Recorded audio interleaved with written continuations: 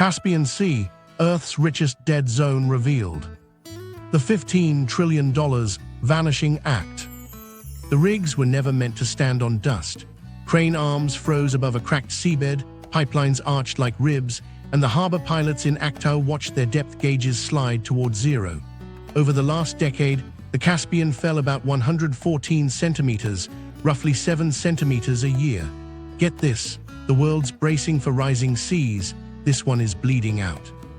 If the line keeps dropping, 5 countries face up to $15 trillion in stranded ports, pipelines, rigs, and even reserves marooned beyond reach. And here's the twist, it isn't just climate. It's engineering, geopolitics, and one quiet legal fiction that put everything on wheels. The lie of the sea, accounting tricks and legal fictions. They called it a sea to sell the dream, but the Caspian is a closed bowl with no doorway to the ocean, and that detail would become a lawyer's playground. For 2 decades after the Soviet collapse, the maps shifted as often as the shorelines. Each government taught its children a coastline that favored its claims. Meanwhile, accountants did something quieter. They priced national futures to the water's edge, port fees, pipeline tie-ins, and offshore blocks, assuming the line would stay still. To understand why, we need to go back to a room in Aktau in 2018. 5 leaders signed what they called the Convention on the Legal Status of the Caspian Sea. They didn't call it a sea or a lake. They gave it special status. On paper, the surface would be held in common shared navigation beyond narrow territorial bands, while the seabed would be sliced for sovereign rights, a compromise meant to unlock pipelines and keep navies polite. One problem, the convention still isn't in force. Iran never ratified it, so the rules people think exist don't fully exist, and the water keeps walking away. Here's where it gets interesting. In practice, countries behave as if baselines hug the moving shore. That sounds technical, but it's the fuse. When the sea falls roughly 7 centimeters a year, your offshore can become onshore mudflats in a decade. Licenses pegged to depth bands slide landward.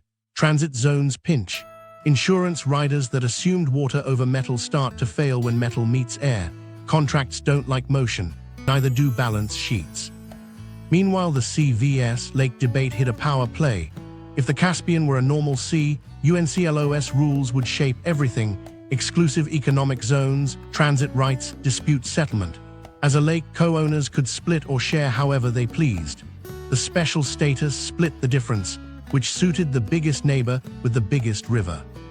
Russia's Volga sends in about 80% of the Caspian's inflow, but decades of more than 40 dams and reservoirs upstream turned that river into a managed faucet.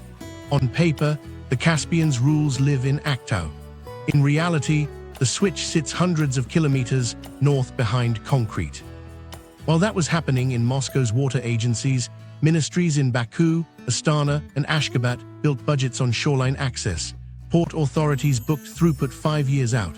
Oil companies modeled Kashagan and Tengiz on crew boats skimming shallow flats and barges threading dredged channels. Customs banks counted on ferry lines to clip the corner of Eurasia. Every centimeter mattered, but nobody priced the centimeter. Not correctly. What nobody knew at the time, or didn't admit, was how fast hydrology would blow through legal prose. The northern Caspian, barely deeper than a city bus in many places, is unforgiving. When the surface drops about 114 centimeters in 10 years, the world shifts. A port's approach channel thins. A pipeline landfall perches too high. A territorial sea that was navigable ends at reeds and dust. Lawyers say rights persist through natural fluctuation. Engineers say your tug just grounded. Here's a micro story. A survey team out of Atirau drove their hillocks onto what their 201 charts called 3 meters of water. Gulls stood where their sonar once pinged. By lunchtime, they logged a new baseline 2 kilometers offshore on foot. The next day, a mid-level official penciled a note: extend dredging by 1.8 kilometers. No hearing, no treaty, costs doubled, delivery windows slipped. That line item rippled up to a national budget already pegged to oil prices. It couldn't control, and water levels it didn't fully measure. The special status had another quirk. Surface use in common offered everyone navigation, but splitting the seabed encouraged a rush to claim and build. Platforms sprouted in zones now inching toward air, especially in Kazakhstan's sector. Kashagan, sitting in roughly 3 to 4 meters of water, was always a high-wire act. Sour gas, ice in winter, heat in summer.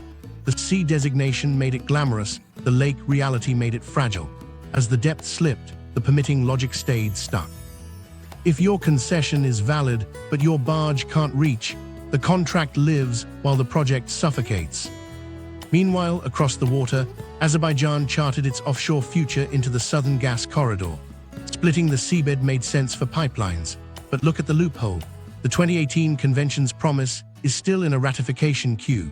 Any Trans-Caspian route leans on practical consent and fragile détente more than binding clarity. And all the while, the drawing board rests on a table with one leg sawn shorter each year by evaporation. This was the moment everything changed, when accountants started seeing marooned hardware not as temporary disruption, but as liabilities creeping forward in time. Decommissioning costs moved from the tail to the middle of the project life. Insurers wrote exclusions for insufficient water depth. Port authorities revised draft limits. A quiet reckoning began. If the Caspian keeps falling, $15 trillion in combined assets and implied future value could flip. Ports you can't reach, pipelines you can't fill, reserves you can't extract at cost. Here's the sting. The convention's language gave leaders headlines and ribbon cuttings, but it didn't fix the moving target under their feet. Baselines tied to a receding shore are baselines on wheels. Every negotiation since 2018 has played out against that slide, even when diplomats refuse to say the number. 7 centimeters a year. It sounds small. It's a courtroom's worth of distance every sunrise. While the lawyers argued, the water kept falling and the hardware began to break. The disappearing waterline. Geography turns on finance. Follow the water. The Caspian breathes in through rivers and breathes out through the sky. There's no ocean to buffer mistakes. Heat has inched up, summers stretch longer, and the air takes more than it gives back. Precipitation patterns wobble. Meanwhile, one river, the Volga, does the heavy lifting, delivering about 80% of the inflow. But it's not a wild river anymore. It stepped through more than 40 dams and reservoirs, scheduled like a factory, gated by spreadsheets far from the shore. Here's where the meter matters. At roughly 7 centimeters of loss each year, about 114 centimeters over the last decade, the physics of ports turn into finance. Draft is money. Every centimeter that disappears pulls cargo off a ship and onto a balance sheet as cost. In Astrakhan, pilots start shaving safety margins. In Aktau, operators lighten loads to keep keels off the bottom. It sounds like a minor inconvenience until you multiply it by voyages, then by a year, then by the cost of missing a delivery window on a contract priced to Brent plus a thin premium. Meanwhile, salt and layers rearrange life under the surface. Warm water sits on top of colder, denser layers. The mixing weakens. Oxygen doesn't trickle down like it used to. In the northern shallows, the hypoxic zone spreads. Fish squeeze into smaller banded habitats. The rest goes quiet. Industrial intakes feel it first. Filters gummed by blooms, pumps cavitating as suspended solids spike, maintenance crews working midnight shifts just to keep the lights blinking on tank farms. Dead zone isn't a metaphor when a trawler's deck holds more algae than catch. Back on shore, the sea line pulls back by meters you can measure on a morning walk, then by kilometers you map from a drone. Pipes that once kissed the surf now end in weed and dust. Cooling intakes perch above puddles. A decade ago, contractors set a pump at the safe elevation. Now they lay extension joints like prosthetics, chasing a vanishing shoreline. Each add-on is a PO, each PO a delay, each delay a penalty clause warming up in somebody's inbox. Here's the crazy part. The seasonal pulses that ports rely on, the spring swell that used to add precious draft for a few weeks, don't show up like clockwork anymore. Hydro per upstream peaks for industry, not for harbors. Navigation schedules in the Volga Basin, flood control needs, and electricity dispatch curves combine into a hydrological script that doesn't care if Baku's ferries need 8 more inches in May. A tug operator can tell you the month by the scrape on his hull, but that doesn't move a gate inch fair. Unknown to them, across the water, insurance underwriters adjust models in quiet updates. Insufficient water depth slides from a hypothetical to a hard exclusion line. Premiums nudge up for anything with a hull or a mooring post. Self-insurance grows in the grey market. Ports consider emergency dredging, millions to drag sand, knowing evaporation outruns excavation. It's like shoveling while the roof is still leaking. Meanwhile, something else is happening under the cables. Subsea-to-shore flowlines were designed to sleep under steady water. Expose them to air swings and sun, and steel behaves differently. Thermal cycles stress joints. Expansion loops do their slow dance on drying mud. A flange rated for a calm, submerged life now rides out day-night temperature swings and surprise foot traffic from maintenance teams who never planned to walk here. Risk managers start asking about retrofits. Accountants ask who pays. Engineers say the safest answer is earlier decommissioning, which nobody budgeted for in year 12. Ports try workarounds. Lightering chains sprout. Big ships stop at deeper waypoints. Smaller craft shuttle cargo the last shallow miles. Floating storage soaks up the slack. It works, but at a cost. More hands, more handoffs, more fuel, more time. Reliability windows shrink. Schedules waver with the wind. A gusty week can stall an entire ferry corridor, and the backup plan is a rail yard 300 kilometers inland groaning under containers that were never meant to touch dry ground. Then comes the microeconomy of dust. Exposed flats dry into salt-laced crusts that a summer wind can loft straight into town. Clinics see spikes in respiratory complaints. Warehouses swap filters twice as often. Grain elevators clean grit from augers that weren't built for this. It's not a headline, it's a drag coefficient on everything. Finance hears all of this as basis risk. Netbacks erode when vessels underload, when berths sit idle, when a pipeline feeds a plant that can't cool at full tilt. Contracts priced on assumptions, draft, transit times, seasonal water start to wobble. Traders discount routes they can't trust. Lenders add points to loan rates for port upgrades that trail the problem. A centimeter becomes a fraction of a percent. Fractions stack. This was the moment everything changed for planners. The realization that more dredges and longer pipes don't fix a bowl that's evaporating faster under a warming sky, while its river is regulated for somewhere else's priorities. To understand why the next decisions get so tense, we need to go upstream to the hands on the valves. Volga gatekeepers, the upstream switch you don't see. 3 days earlier than a storm that would shut Aktau for a week, a meeting room in Nizhny Novgorod filled with graphs, hydropower dispatch curves, navigation windows for river barges, flood control thresholds. Not a single slide mentioned Baku's draft or Astrakhan's silt. Yet every slider on that screen would decide how much water reached the Caspian 6 weeks later. The Volga delivers roughly 80% of the Caspian's inflow. It's not a river anymore, not in the old sense. It's a staircase of reservoirs: Rybinsk, Gorky, Cheboksary, Kaibyshev, Saratov, Volgograd, more than 40 major dams and control points across the basin, each with its own manager, mandate, and pressure from a different part of the state. Think of it as a single machine with many hands on the dials. Here's where it gets tense.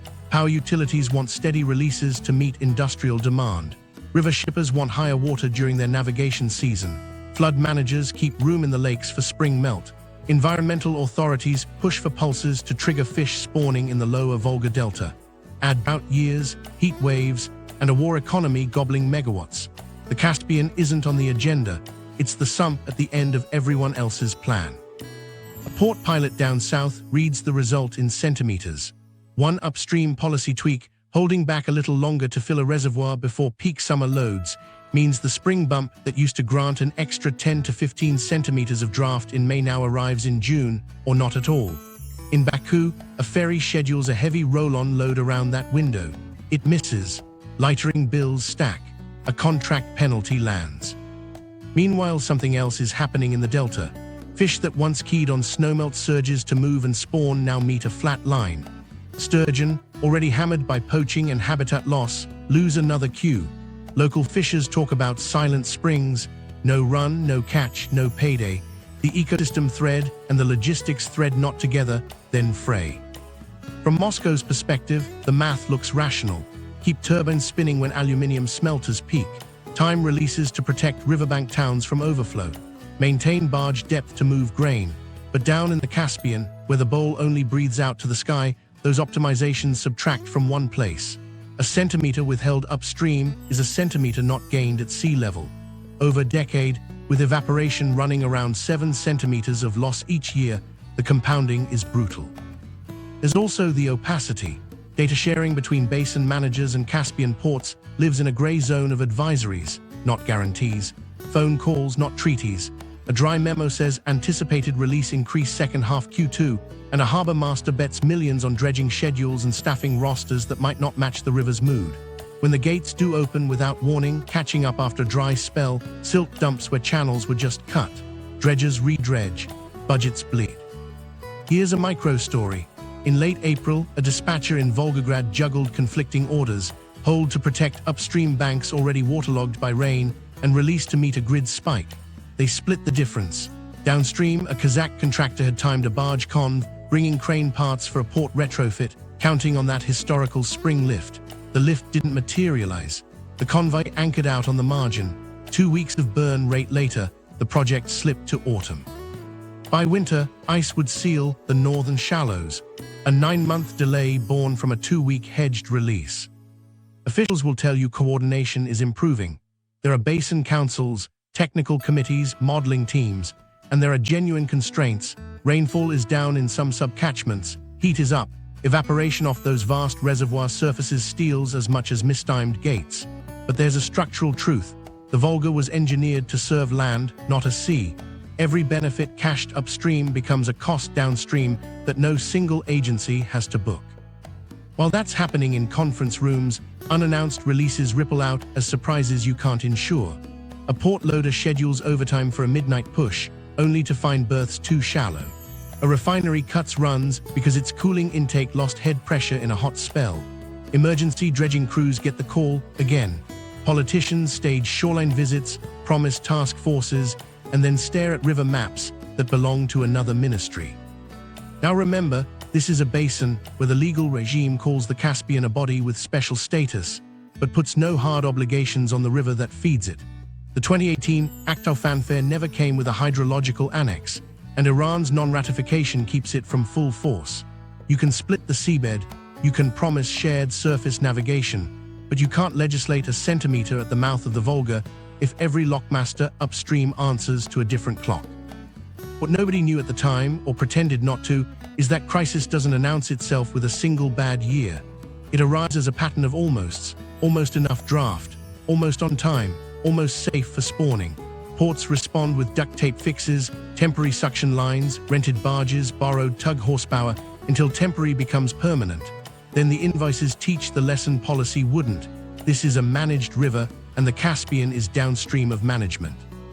This was the moment everything changed for the 5 states on the shore. Quiet diplomacy moved from flags and flashbulb summits to spreadsheet diplomacy, hourly flow data, release calendars, emergency lines that actually pick up.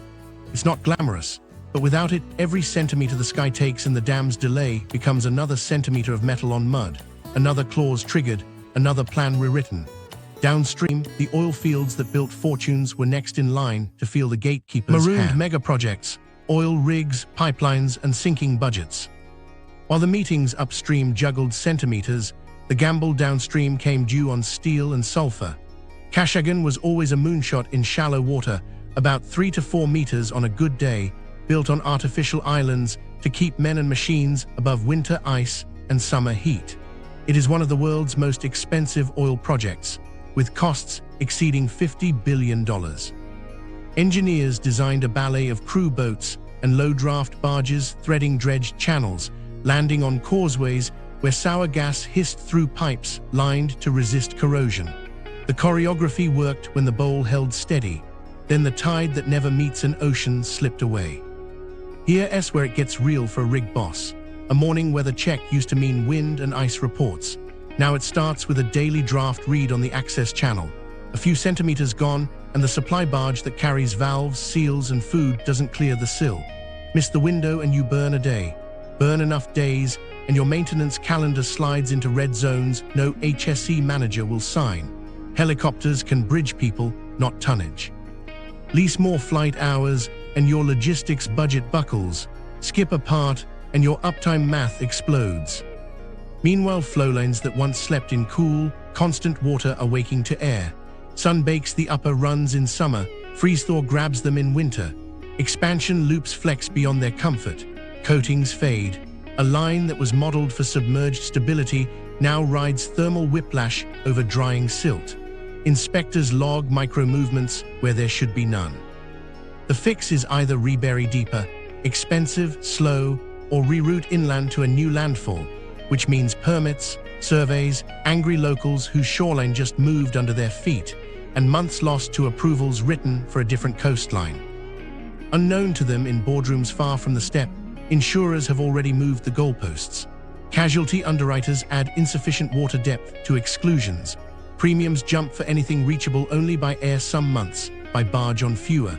An internal memo at one operator reads like a confession: flight hours doubled year on year, barge trips fell by a third, near misses clustered around low water days. The response is predictable and costly: extra staging at interim depots, floating storage to buffer the schedule, and an army of contractors on retainer for when the narrow window opens. Tengiz, older and onshore, feels a different squeeze. The dike system that kept the field dry was built to a previous regime of seasonal water. With the sea receding, groundwater behavior and salinity creep shift under pads and roads. Heavy modules for expansion projects that were supposed to ship across the shallow northern Caspian now crawl by rail or road around the rim, racking up escort fees and fatigue. A module designed to float close to site now needs a 100-wheeled conv and a month of perfect weather to inch across a landscape that used to be water. Here's a micro-story. A maintenance chief at Kashagan signed off on a routine compressor swap planned for July.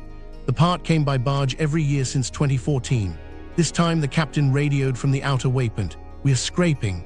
Grounding there would mean a salvage, a PR mess, and a safety review that could shut the line. They turned back. Helicopters lifted crews, not compressors. The compressor limped through summer.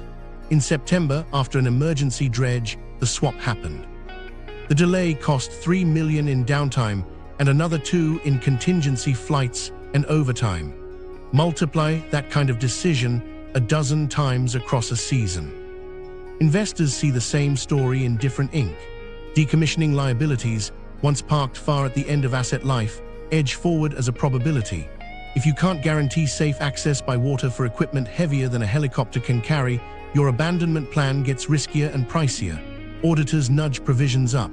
Debt covenants that allow for operational disruptions start to trigger conversations lenders don't like to have. The $15 trillion exposure isn't a shock headline. It's a slow arithmetic as reserves that were bankable at one draft become speculative at another. Subsea to shore, the landfall nightmare grows. Where cables and pipes crossed the intertidal zone, engineers assumed a band of shifting sand and water. Pull that water away and you expose a vulnerability strip to vandals, to stray anchors from small craft forced into tighter channels, to the simple physics of temperature swing. One plant's intake, once a pipe hidden under a meter of water, now hums above a salty puddle. Temporary suction lines snake across the flats, powered by diesel jennies that gunk up in dust storms. Maintenance teams carry spare filters like rations. Meanwhile, procurement teams rewrite specs on the fly. Need a barge with 20 centimeters less draft than last year? There are only a few in the basin, and they're booked by everyone else chasing the same receding line. Charter rates spike. Schedules chain together, miss one slot and you drop a week. A gusty day in the northern shallows knocks an entire logistics chain out of sync. Crews sit idle on islands burning day rates. Overtime hits morale and safety. Here's the turn nobody priced 5 years ago. As logistics degrade, emissions rise. Sour gas processing already runs hot on carbon math. Add more helicopter lifts, more dredging passes, more standby flares during delayed maintenance, and your methane intensity worsens. ESG screens that were once a distant investor whisper show up as real constraints on refinancing. A project built to print cash now has to explain both physical risk and reputational drag in the same deck. This was the moment everything changed for the operators. Insurers started asking for capex reallocation midstream, not to grow the field but to keep reaching it. More dredges, taller causeways, deeper burial for lines that were never meant to see air. Some plans sketch partial retreat, mothball marginal pads, consolidate activity on fewer islands, accept lower throughput for higher certainty. None of that was in the glossy sanction packages. And when oil slows, ports scream first. A missed barge slot ricochets into empty berths, idle cranes, and truck queues that go nowhere. Aktau's harbor master watches wind and water like a cardiologist reads a monitor. One more shallow season, and the band-aids won't hold. Ports on life support: Astrakhan, Baku, Aktau, Turkmenbashi. While rigs wrestled with inches, the harbors fought for centimeters. Astrakhan learned the rhythm first. The Volga's last sigh spreads into a delta of silt that never rests, a place where channels must be carved, then carved again. Every spring used to bring a little grace, a seasonal lift that brought a few precious centimeters of draft.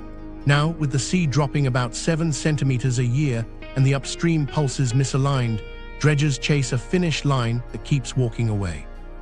Budgets bleed into the water. $1 million seasons turn into multi-million habits. In Aktau, the harbor master runs a morning ritual that sounds like triage: depth readings, wind, wave set, then a list of ships and their drafts cross-checked against a channel that thinned overnight. Lightened by 600 tons, he tells a captain who's already shaved margins, that cargo comes off somewhere, onto rail, onto trucks, into time, and time is money when a delivery window was priced to a depth that isn't there anymore. Multiply that by voyages, and you get a port ledger tilted by physics. Baku feels it as a scheduling disease. Ferries in the Trans-Caspian chain depend on tight handoffs, roll on, roll off, onto rail through the Caucasus. When water is thin, loading slows, trim calculations stretch, and a gust can cancel an entire day. Cargo backs up in yards that weren't meant to be warehouses. Containers sit in heat that warps seals and spoils perishable goods. Logistics managers start to sound like meteorologists, then like gamblers. Turkmenbashi, newer and proud of it, faces the same arithmetic with fresher paint. Berths built to a certain draft look fine on paper and in ribbon cuttings. In practice, pilots whisper that they need another 10 to 15 centimeters just to sleep at night. The workaround is expensive and immediate: dredge and then dredge again. But in a basin evaporating faster and fed by a river run to someone else's calendar, each pass is a temporary ceasefire. Sand returns. Evaporation doesn't care about yesterday's invoice. Here's where the ports get creative and poorer. Lightering chains pop up like scaffolding. Big hulls halt at deeper waypoints. Smaller, older vessels ferry cargo the last shallow miles. Floating storage tanks anchor offshore to buy time on tides that barely matter. It works. It always works for a while. But every extra handoff adds risk, fuel, and insurance headaches. An accident in a narrow, dredged corridor spreads oil across flats that only just dried out, and cleanup teams learn what self-insurance really means when P&I clubs exclude insufficient water depth incidents. Rail and road pick up the slack, but at a premium. Kazakhstan's inland yards fill with containers meant to touch sea, not soil. Double-stacked trains crawl across hot steps where heat cycles warp rail and slow dispatch. Truckers queue at border posts calibrated for different seasons. Tariffs become bargaining chips. Authorities discount to lure tonnage that can't trust the water. Unit costs rise. The corridor loses its edge to reliability rather than distance. Unknown to them in marketing decks, the middle corridor needs the Caspian to breathe. When ferries lose reliability windows, the pitch shifts from speed to resilience, which is code for we'll get it there somehow. Shippers hear somehow as surcharge. Grain exporters who once counted on stable roll-on roll-off cycles split cargo between rail and a gamble at the pier. Steel coils sit longer in sun, coatings degrade. Storage tank farms bulge with crude and products that can't find a timely ship, and safety margins shrink as levels rise in tanks designed for flow, not hoard. Astrakhan's micro-story lands like a parable. A barge convoy loaded with dredger spares and a crane boom inches down a channel cut the month before. Overnight winds drop water by just enough that the stern kisses bottom in a bend. The convoy halts. Tugs spin, dig, and risk grounding themselves. 14 hours later, the chain moves, but the day's high tide window is gone. The convoy anchors out, crews idle on overtime, and the dredger that needed those parts sits silent, while the channel it cleared begins to silt back in. Baku's adaptation looks nimble from afar. Digital slot booking, predictive models blending wind, temperature, and upstream advisories, and a constant handshake with rail operators to absorb surges. On the ground, planners carry 2 sets of schedules, the official one and the one the water will allow. A dust storm from exposed flats rolls in on a Tuesday, and visibility drops with lung capacity. Crews rotate out early, cranes slow, filters clog. Hospitals in coastal districts report spikes in respiratory cases. Port HR files that under weather, but the line between climate and cost blurs in payroll. Turkmenbashi stares down a political dilemma.